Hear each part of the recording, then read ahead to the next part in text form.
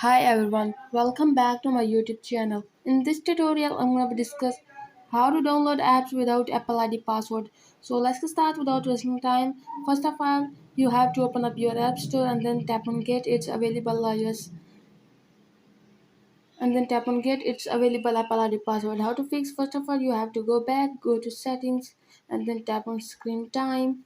Scroll down, as you can see, guys, Content and Process section, and then go to iTunes and App Store purchases, select don't required, and then go back, turn the toggle is off, and then go back your home screen, and then tap here to Apple ID, and then tap on video and purchases, tap on password settings, as you can see, guys. So this toggle is on, and then tap on done. Go back, as you can see, guys. My software is iOS 17, as you can see, guys.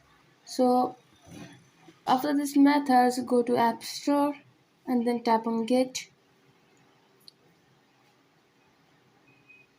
and then tap on Install. As you can see, guys, it's done.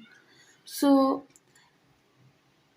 app is installing right now. So that's it, guys, for today's video. If the video is helpful, please like the video, subscribe my channel. You have any problem, like the video and subscribe my channel. Thanks for watching.